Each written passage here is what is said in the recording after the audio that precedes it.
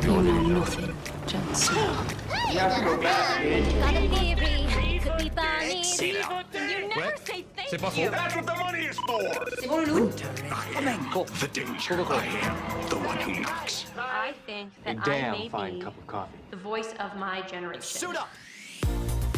Bonjour tout le monde et bienvenue dans PIC TV, le podcast qui décortique les tendances et l'actualité des séries. Je m'appelle Anaïs Bordage et je suis en studio avec la docteur glamour de cette émission, Marie Telling. Bonjour Marie. Merci Anaïs, bonjour Anaïs. Dr Carter, Dr Mamour, Christina Yang ou Meredith Grey, la télé est remplie de médecins imaginaires, tous plus sexy, dévoués et complexes les uns que les autres.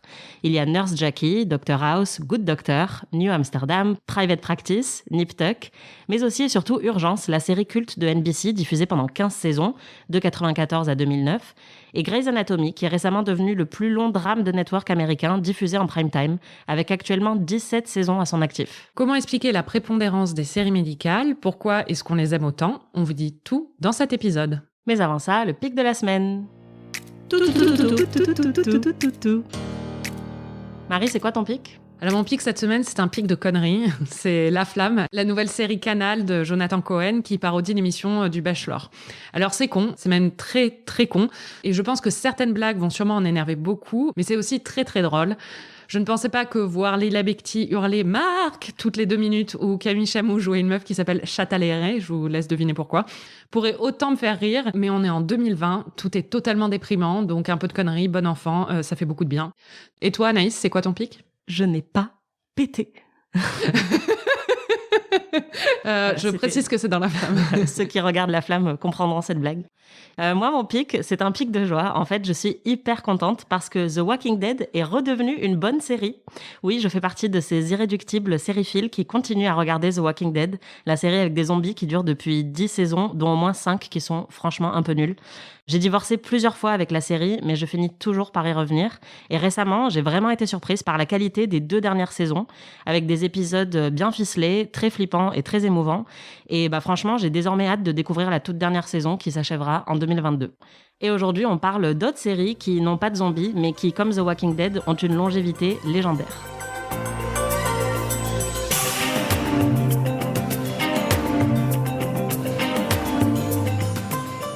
Vous avez sans doute reconnu le générique culte d'Urgence. En fait, on a l'impression que c'est la première grosse série médicale aux États-Unis, mais ce genre de série est présent depuis très longtemps à la télé américaine, puisque les séries médicales font partie des premières séries qu'on a pu voir à la télé.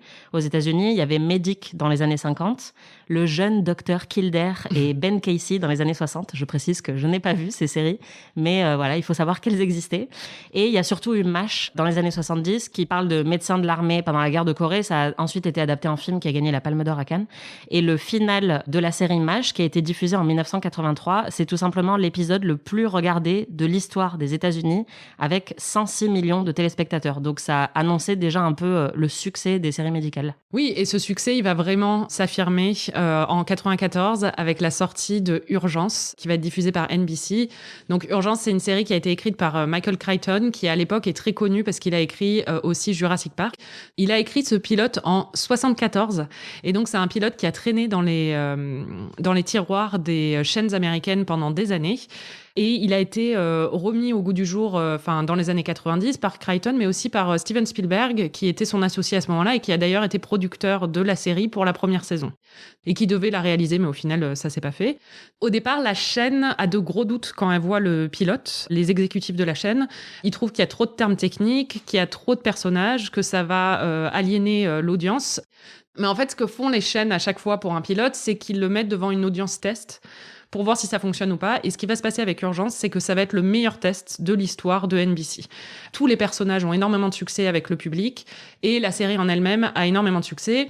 Et du coup, quand elle est lancée, en fait, ça va être confirmé par le retour du public américain. Ça va être un énorme succès dès le début.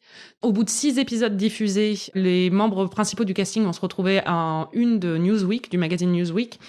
Et au sommet de son succès, c'est-à-dire dans les saisons 3, 4 et 5, ils vont avoir à peu près 30 millions de téléspectateurs par épisode, ce qui est énorme. Aujourd'hui, quand il y en a 6 millions, on pense que c'est un énorme succès. Donc, c'est un énorme phénomène et ça va être un très, très gros tournant à ce moment-là. Ouais, et d'ailleurs, Urgence appartient à ce qu'on appelait à l'époque la must-see TV, donc ce qui veut dire en français la télé qu'on ne peut absolument pas rater. Oui, la must-see TV, en fait, c'est vraiment le terme qu'on a utilisé. D'ailleurs, c'est comme ça qu'en fait NBC eux-mêmes se sont présentés à l'époque.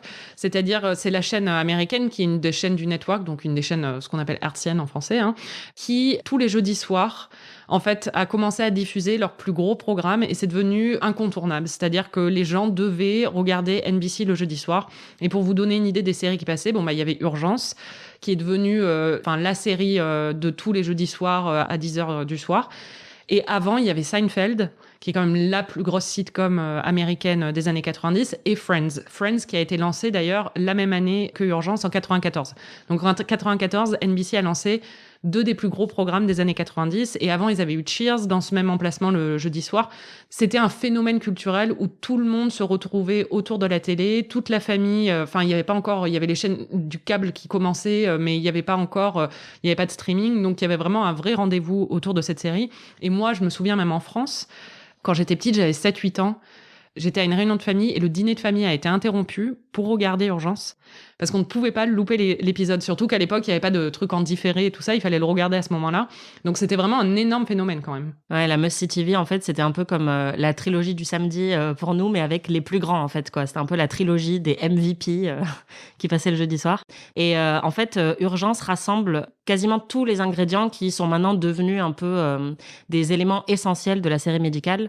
Et un des plus importants, c'est évidemment que c'est une série procédurale, comme beaucoup de séries à l'époque qui étaient soit policières, soit judiciaires, soit médicales. Procédurale, ça veut dire que chaque semaine, il y a un nouveau problème à résoudre. Et donc là, en l'occurrence des séries médicales, c'est une nouvelle maladie de la semaine ou quelques-unes dans Urgence ou dans Grey's Anatomy. Il y a généralement 1 ou 2 nouveaux cas qu'on voit par épisode.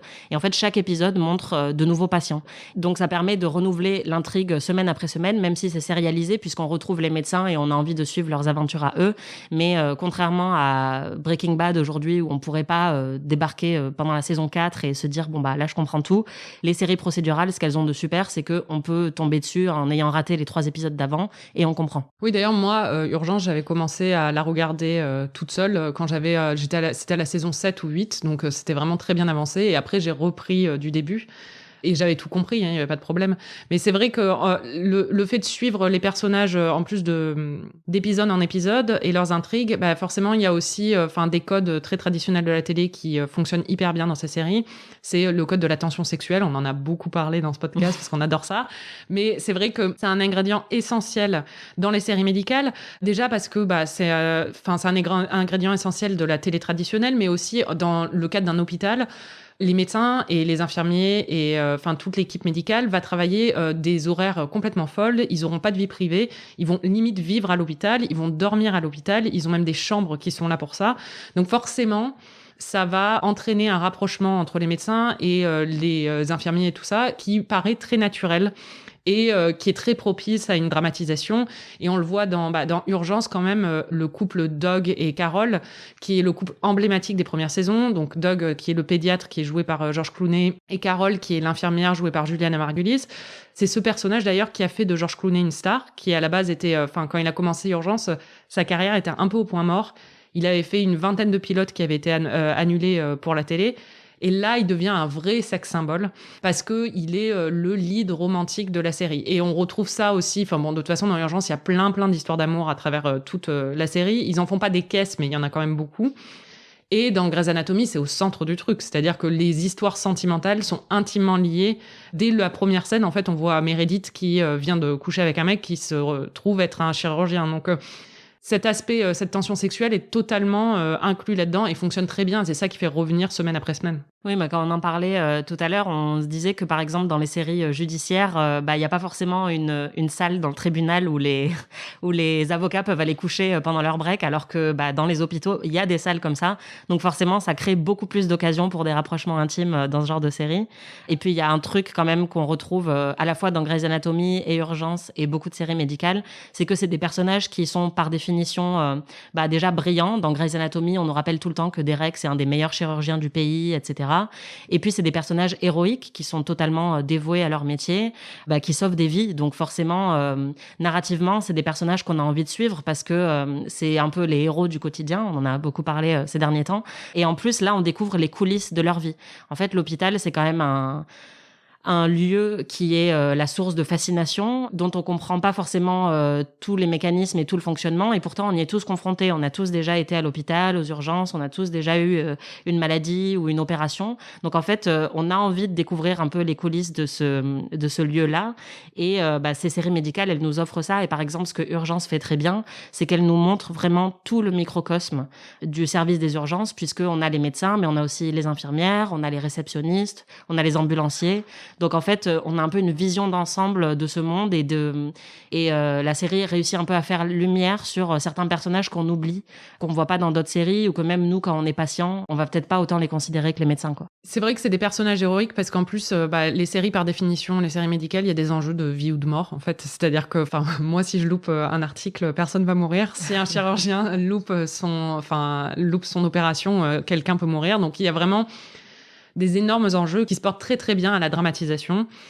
Et ça fonctionne super bien pour la télé. Urgence, dans ses meilleurs moments et ses moments d'action, c'est vraiment une série, presque on a l'impression d'être dans un film de guerre, quoi. C'est-à-dire, ça va hyper vite, on est en immersion avec eux. Et par exemple, le pilote, les premières images du pilote, c'est hyper intense. On avait rarement vu ça à la télé avant. Et on a vraiment l'impression d'être dans un film d'action parce que, les enjeux sont tellement élevés. Ils sont en train de sauver la vie de quelqu'un, quoi. Et en même temps, il montre aussi les moments plus anecdotiques avec une patiente un peu faux-folle qui vient se faire réparer l'ongle pendant le pilote ou des choses comme ça.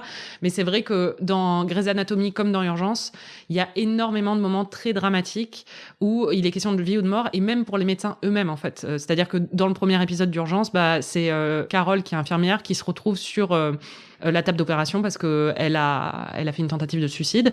Et dans Grey's Anatomy, c'est constant aussi, quoi. Ouais, d'ailleurs, ce pilote d'urgence, en anglais, le titre, c'est 24 heures, 24 hours. Donc, ça montre vraiment le cycle quotidien de ces médecins. Et on démarre avec le docteur Green, qui est en train d'essayer de dormir 10 minutes et qui demande à être réveillé à 6 heures du mat. Et il a une journée de folie totale et il repart se coucher à 6 heures du mat, donc 24 heures plus tard, à la fin de l'épisode. Donc, ça montre vraiment le rythme harassant et toute l'action qui se déroule dans la journée d'un médecin. Et dans Grey's Anatomy, c'est vrai qu'ils ont poussé le bouchon encore plus loin, puisqu'on compte plus le nombre d'accidents de ferry et de crashs d'avions et de carambolages et de tsunamis et je ne sais pas quoi qui se sont produits à Seattle, qui mettent dans tous les 3 épisodes les médecins de la série dans des situations absolument épouvantables, où ils doivent gérer une urgence avec des dizaines et des dizaines de blessés qui arrivent. Souvent, c'est les médecins eux-mêmes, comme dans Urgence, qui se retrouvent sur le brancard parce qu'ils ont eux-mêmes été dans un accident. Donc forcément, pour des enjeux narratifs à la télé, c'est exceptionnel. On a tout le temps un enjeu de vie ou de mort qu'il faut résoudre à la fin de l'épisode. Oui, d'ailleurs, l'aspect catastrophe naturelle et des choses comme ça, c'était un truc qu'avait fait Urgence et qu'a repris un peu Grey's Anatomy, parce que les gros épisodes d'Urgence, t'avais toujours des urgences qui étaient liées à des gros accidents ou à des catastrophes naturelles. Ouais, alors que c'est vrai que dans Grey's Anatomy, c'est un peu des épisodes spéciaux où on se souvient de l'épisode de la bombe et de la fusillade et du ferry. Il y a toujours un peu, c'est pas quotidien parce qu'effectivement, c'est pas les urgences, mais c'est toujours un peu les gros événements de la saison qui tournent autour de ces catastrophes-là. Ouais, d'ailleurs, moi, en ce qui me concerne par rapport à Grey's Anatomy, c'est ce que j'ai trouvé lassant au bout d'un moment. C'est-à-dire que, combien de fois ils peuvent être agressés, tués, combien de médecins dans cet hôpital peuvent mourir, quoi. Ils sont vraiment... c'est clair. Ils sont maudits, quoi. Et outre les moments de catastrophe naturelle et les moments justement exceptionnels, ce que font très bien les séries médicales, c'est de montrer justement le quotidien d'un hôpital. Et le quotidien d'un hôpital, ce qui est unique dans un hôpital, c'est que beaucoup de milieux sociaux vont se croiser et beaucoup d'intrigues vont se croiser. Et ça permet d'aborder plein de thématiques sociales différentes, aussi bien dans Urgence que dans Grey's Anatomy, avec des thématiques pour Grey's Anatomy comme le racisme, le sexisme, le mariage pour tous. Et dans Urgence, c'est abordé à travers les questions d'addiction, par exemple, ou bien il y a un personnage principal qui est séropositive, et il y a aussi les questions de protection de l'enfant, d'enfants battus à travers le personnage de Dog. D'ailleurs, on a appelé Jennifer Padjemi, une amie du podcast, qui est aussi une grande fan de Grey's Anatomy et qui a beaucoup écrit sur la série, et on lui a demandé justement ce que représentait Grey's Anatomy et les séries médicales dans le paysage télévisuel américain. En fait, ce qui est intéressant, c'est que les séries médicales se déroulent dans un hôpital, et par essence, l'hôpital, c'est un agora. Mais en fait, dans Grey's Anatomy, ce qui est intéressant, c'est que c'était une volonté de Shonda Rhimes dès le départ de pratiquer donc la color blindness, qui normalement dans la vie est très mal vue. Et en fait, c'est quelque chose qu'elle a imposé dès le départ, où elle a dit voilà, je veux que le chef de l'hôpital soit noir, mais en fait, il aurait pu être noir ou blond. Ça change rien du tout. Et vu que c'est quelque chose qu'elle a imposé dès le départ, on n'a jamais pu lui contester le fait que Miranda soit noire, le fait que Sandra Oh soit asiatique, parce que c'était comme ça dès le départ. Et d'ailleurs, elle explique souvent que à l'origine, elle voyait le personnage de Miranda Bailey comme une petite femme blonde, un peu têtue, etc. Et ça s'est transformé donc en Miranda Bailey, une femme noire. Et donc au final, on se retrouve avec des gens qui n'ont rien à voir avec leur imagination, enfin l'imagination qu'elle avait à l'origine. Et elle explique que c'est parce que dès le départ, en fait, elle voulait imposer une forme de quota invisible en disant à la production, regardez, ces personnages ne sont pas forcément spécifiques, mais vu qu'ils sont pas spécifiques, on peut mettre qui on veut. Et donc petit à petit, plus la série évolue et plus les personnages aussi évoluent dans leur identité propre, parce que à l'origine, il n'y en avait pas forcément. Donc c'est en ça que c'est plus révolutionnaire qu'Urgence ou que d'autres séries. En fait, ce qui est hyper important dans ces séries, c'est effectivement le casting. Et c'est des séries qu'on appelle chorales, un peu comme les séries de prison, comme Oz ou Orange is the New Black. C'est-à-dire qu'il y a 10, 15, 20 personnages principaux réguliers qui tournent selon les saisons. Et du coup, ça permet aussi d'avoir plus de liberté dans le casting, puisque caster 15 personnes différentes, ça permet d'avoir un plus large éventail, en fait, un éventail plus représentatif des types de personnages qu'on peut avoir. Et ça permet aussi de renouveler sans cesse les histoires, les intrigues, les tensions sexuelles. Enfin, littéralement, dans le Dr Carter, toutes les saisons, il en avait une différente avec qui il avait une tension sexuelle. Moi, j'adorais, mais le casting aussi. Et en fait, ça permet à la série de durer éternellement. C'est-à-dire que, comme on a dit, il y a eu 15 saisons d'Urgence, il y en a eu 17. Enfin, il y en a eu, elle est toujours en cours, de Grey's Anatomy. Moi, je sais que j'ai regardé les 10 premières saisons de Grey's Anatomy et après, au bout de 10 saisons, j'étais assez bon. Aujourd'hui, quand je vois le casting de Grey's Anatomy, je reconnais Miranda et je reconnais Meredith. Et il y avait Alex Karev qui vient de partir, mais du casting original, il reste pratiquement plus personne. Mais enfin, il y a beaucoup de personnages qui sont partis et dans Urgence, c'est pareil. Si on regarde le premier épisode et qu'on compare à la saison 9 ou à la saison 15, c'est plus du tout les mêmes personnages. Donc, ça permet un renouvellement continu, quoi. Oui, parce que les acteurs peuvent se barrer quand ils en ont marre, alors que dans d'autres séries qui durent 5 ou 6 saisons, mais avec un même casting de 3 ou 4 personnes, au bout d'un moment, les acteurs en peuvent plus. Et donc, ça crée des négociations un peu tendues et il faut en tuer certains. Oui, puis si on regarde dans une autre série qu'Urgence, si George Clooney était parti, qui était la plus grosse star à ce moment-là, ça aurait tué la série. Alors que là, pas du tout, parce qu'il y a, au final, ouais, d'accord, Doug n'est plus là, mais bon, il reste Mark Green, il reste Dr Carter, il reste Benton, il reste énormément de personnages auxquels on est attaché et donc on a envie de voir dans la suite. Ça permet aussi ça, c'est-à-dire ça permet une grande durabilité, quoi. Ce qui est génial aussi avec les gros castings des séries médicales, c'est les guest stars. Il y a énormément d'acteurs qui viennent pour 1 ou 2 ou 3 épisodes et où en fait à chaque fois on dit « Ah mais c'est machin, ah c'est truc ». Et il y a aussi un peu ça dans les séries judiciaires où il y a un juge ou un témoin qui va être amené et qui est une guest star. Et c'est vrai que dans Urgence, il y en a eu énormément. Il y a eu déjà des acteurs qui maintenant sont connus mais qui ne l'étaient pas quand ils ont joué des petits rôles dans Urgence. Ça c'est très fréquent et ça l'était aussi dans Grey's Anatomy. Par exemple, Kirsten Dunst a eu un petit rôle dans Urgence régulier et ensuite elle est devenue la Kirsten Dunst qu'on connaît aujourd'hui. Et puis il y a eu des guest stars dans Urgence comme Lucy Liu, Susan Sarandon, Ewan McGregor et même David Schwimmer, puisque du coup il était aussi dans Friends pendant la Must-See TV en même temps. Donc ils avaient des petits échanges de bons procédés, j'imagine. Et dans Grey's Anatomy, c'est pareil. Il y a beaucoup de guest stars connus comme Gina Davis ou Mandy Moore ou Neve Campbell qui sont apparus pour quelques épisodes. Et il y a plein d'articles qui font des listes de toutes les guest stars qui sont apparues parce que c'est un procédé très courant dans ce genre de série. Et d'ailleurs, même H, qui est une série médicale française, avait recours au même procédé avec une liste de guest stars longue comme le bras. Et ça permet de toujours renouveler un peu l'intrigue et l'intérêt des spectateurs en se disant « Ah c'est qui la star qu'il va y avoir aujourd'hui au bloc ?» quoi. L'intérêt aussi de ces énormes castings, enfin, ce que ça apporte à la série, c'est que c'est des castings beaucoup plus divers. En fait, c'est-à-dire que quand t'as 6 personnages principaux dans Friends, dans les années 90, ils étaient tous blancs. Alors que dans Urgence, t'as une diversité, même si au début, les personnages principaux sont principalement blancs, sauf le Dr Benton qui était joué par Eric Lassalle. Après, ça s'est beaucoup diversifié parce qu'il y avait un tel casting, mais surtout dans les rôles secondaires et dans les guest stars, il y avait énormément de diversité. Et Grey's Anatomy, là, ça a vraiment été une révolution parce que ça permet ça aussi. Enfin, un casting aussi riche, enfin, ce serait hyper choquant de ne voir que des blancs, quoi. Ouais, et d'ailleurs, Jennifer nous le disait, c'était une volonté de Shonda Rhimes d'avoir ce casting hyper diversifié. Et ce qu'elle nous a dit aussi, on va l'écouter, c'est qu'en fait, Grey's Anatomy, c'est tout simplement la série qui contient le plus de personnages féminins. T'as plein de séries où t'as des personnages féminins principaux, mais t'en as peut-être 2 ou 3 qui ont vraiment un rôle prédominant, alors que dans Grey's Anatomy, tous les personnages féminins ont vraiment un rôle qui tient sur la saison. C'est pas 1 ou 2 épisodes, c'est pas juste pour une intrigue. Et il y en a certains comme par exemple Miranda Bailey, c'est de la saison 1 jusqu'à aujourd'hui. C'est un personnage principal qui a autant d'intrigues qu'un autre personnage masculin. Donc pour le coup, si on compare toutes les séries, c'est vraiment la seule où il y en a soit autant que des personnages masculins, voire plus.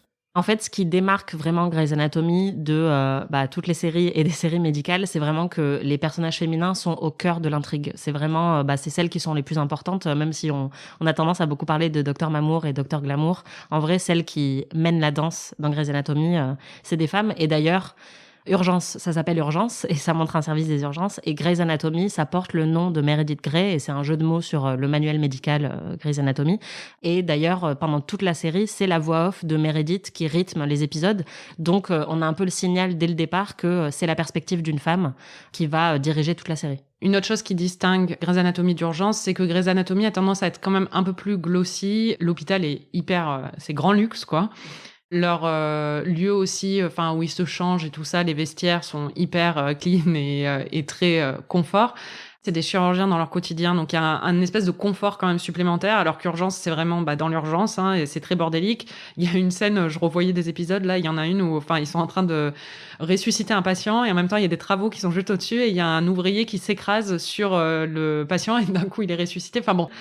C'est un peu pourri, quoi, les locaux. Il y a toujours des gens qui jouent au milieu, c'est le bordel, c'est difficile à contrôler.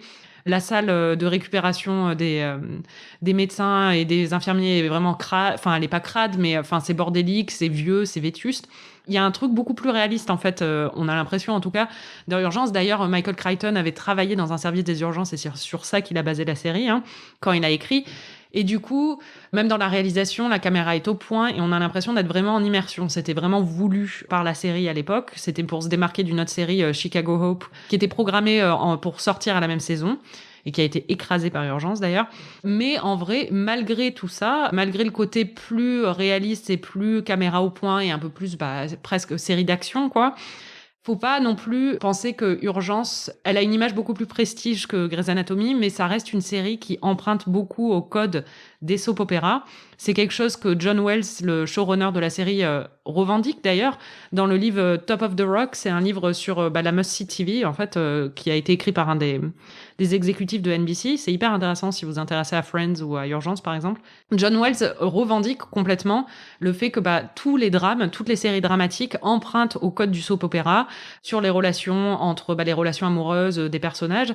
Et c'est ça qui fait revenir les téléspectateurs toutes les semaines. Et c'est ça qu'on retrouve en beaucoup plus évident dans Grey's Anatomy parce que c'est plus féminin, c'est plus glossy et en plus c'est vraiment sur leurs histoires d'amour, c'est ça qui est au cœur du récit alors que dans l'urgence c'est leur travail, quoi. Jennifer Padjemi nous a parlé de cet aspect-là et justement de la mauvaise presse que Grey's Anatomy peut avoir par rapport à Urgence, tout en rappelant que en fait c'était une volonté aussi de Shonda Rhimes de faire ressortir le côté rom-com de la série et qu'il faut pas du tout cracher dessus. Et c'est vrai que Shonda Rhimes, quand elle a commencé Grey's Anatomy, on lui rappelait toujours urgence, urgence, urgence. Et elle a dit non mais en fait moi c'est urgence, c'est très très bien. Et c'est ce que je pense aussi, mais c'est pas la même série et c'est pas le but n'est pas de montrer forcément le quotidien d'un hôpital, mais c'est aussi de montrer les trajectoires en fait de docteurs, ce qui est aussi différent. Et elle a clairement dit en fait que c'était aussi un drame romantique et qu'elle voulait mettre en avant les histoires d'amour, qu'elle voulait, qu'elle est profondément romantique, qu'elle aime les rom-coms et qu'elle voulait aussi rendre hommage à ce genre. Et je pense que c'est pas parce que il y a pas le côté, on va dire, de rapidité qui a l'air d'être vécu dans un hôpital que c'est forcément glossy ou que c'est pas important. On a tendance à comparer les deux séries parce que c'est instinctif, c'est les deux plus grosses séries médicales de ces dernières années. Et on l'a fait aussi ici dans cette émission, mais en fait, au final, elles sont assez complémentaires, les deux séries. Il n'y a pas forcément besoin de les mettre en opposition, je pense. Il y a eu d'autres séries qui ont tenté de sortir un peu de la formule, justement, Case of the Week et longue série un peu dramatique et tout ça. Comme par exemple Scrubs, qui a été une comédie qui a d'ailleurs été diffusée le jeudi soir aussi sur NBC, mais au moment où la Must-See TV était un peu en train de mourir. Mais elle était diffusée du coup avant Urgence. Et c'est une comédie qui a tenté de se moquer justement des codes du genre en montrant des médecins qui étaient complètement paumés. Ils sont pas du tout altruistes, c'est des gros connards. Ils disent, bon, s'il a pas d'assurance, tu le vires. Non, mais c'est ça. Et c'est une comédie, quoi. C'est une sitcom. Moi, je me souviens à l'époque, je le regardais, je trouvais ça assez drôle. Maintenant, quand je la revois, je trouve ça un peu lourdingue, mais ça me passionne pas des masses. C'est une série assez sexiste, soyons honnêtes. Il y a pas mal d'objectification du personnage féminin principal. Et c'est une série un peu de bro. Il y a beaucoup de... En fait, c'est deux héros masculins qui ont une bromance. D'ailleurs, il me semble que c'est aussi cette série qui a lancé le terme bromance, qui l'a popularisé, et donc qui se montrent vulnérables dans leur amitié, mais en même temps, il y a beaucoup de blagues sur le fait que, surtout, no homo, quoi. Ils sont pas gays, ils sont juste deux bons amis. Donc aujourd'hui, quand on la revoit, ça paraît un peu rétrograde, et nous, c'est pas trop notre type d'humour, mais c'est une série qui est quand même hyper populaire dans le genre des séries médicales. Et puis, on pourrait pas finir l'émission sans parler d'Hippocrate, qui est un peu la série médicale française du moment, avec Louise Bourgoin. C'est diffusé sur Canal et comme Urgence, c'est une série qui a un désir de réalisme puisqu'elle est tournée dans des vrais hôpitaux qui montrent un peu l'environnement vétuste dans lequel les médecins travaillent, qu'ils n'ont pas de budget, ils sont fatigués, ils n'ont pas le temps de bien faire leur travail le plus souvent. Et moi, je trouve que ça rappelle un peu Urgence. Enfin, en tout cas, c'est peut-être une des meilleures héritières d'Urgence à l'heure actuelle puisqu'il y a vraiment ce désir de réalité qu'on retrouve pas forcément dans Grey's Anatomy. Oui, d'ailleurs, moi je suis curieuse, je sais que Grey's Anatomy va parler du coronavirus dans la prochaine saison, et je suis curieuse de voir comment Hippocrate va en parler aussi, parce que surtout dans les hôpitaux français, vu la crise actuelle, je pense que ça va être un sujet assez passionnant si ils veulent s'y atteler pour la série. Ouais, en fait, la série est créée par Thomas Lilti, qui lui-même est médecin à la base, et qui a d'ailleurs aussi réalisé beaucoup de films toujours un peu sur le même environnement des hôpitaux français. Et la série qui devait être diffusée début 2020 a été interrompue à cause de la crise du coronavirus. Et donc, normalement, la prochaine saison devrait arriver bientôt. Mais effectivement, on ne sait pas trop ce que ça va donner, puisqu'il a dû juste reprendre son rôle de médecin pendant la crise, parce qu'il y avait beaucoup trop de patients. On ne sait pas trop à quoi va ressembler la prochaine saison d'Hippocrate, mais c'est vrai qu'on est hyper curieuse, parce que je trouve que c'est plutôt une série qui est très mesurée et qui est beaucoup plus sobre, par exemple, que Grey's Anatomy. Donc ça peut avoir un côté repoussoir, même si en fait il y a aussi de la tension sexuelle dans Hippocrate. Donc c'est vrai qu'on a hâte de voir ce qu'ils feront de la crise actuelle, qui franchement va être assez intéressante pour les séries médicales à explorer, quoi. Marie, si tu ne devais garder qu'une seule série médicale à emporter avec toi sur une île déserte, une fois que l'apocalypse nous aura tous frappés, tu garderais laquelle ? Je garderais Urgence. Déjà, je pense que c'est assez utile sur une île, pour les premiers soins, en fait. Et puis, en plus, c'est une série que j'adore et que j'ai regardée dans ma jeunesse. Donc, j'ai un élément affectif pour ça, émotionnel, alors que je me suis un peu lassée de Grey's Anatomy, même si je l'ai beaucoup regardée aussi. Et toi ? Moi, ce serait clairement Grey's Anatomy. J'adore cette série, même si, comme vous le savez maintenant, j'ai dû arrêter en cours de route parce que je pleurais trop et que ça me fait mal à la tête. Mais c'est vraiment une série qui m'a énormément marquée et que j'ai repris récemment parce que ça me manque, en fait. Et j'adore tous ces personnages. Donc, clairement, si je devais en garder qu'une, ce serait celle-là. C'était PIC TV. Merci Jennifer Padjemi d'avoir répondu à nos questions et nous avoir éclairé sur la brillance de Grey's Anatomy. Et merci Marie, comme toujours. Merci Anaïs. Et merci à vous, chères auditrices, chers auditeurs, de nous avoir écoutés. Vous pouvez retrouver tous nos épisodes sur slate.fr ou sur votre appli de podcast préférée. On se retrouve dans 15 jours. En attendant, si vous avez aimé ce podcast, n'hésitez pas à nous mettre 5 étoiles et à déclarer votre flamme pour PIC TV sur les réseaux sociaux. À plus!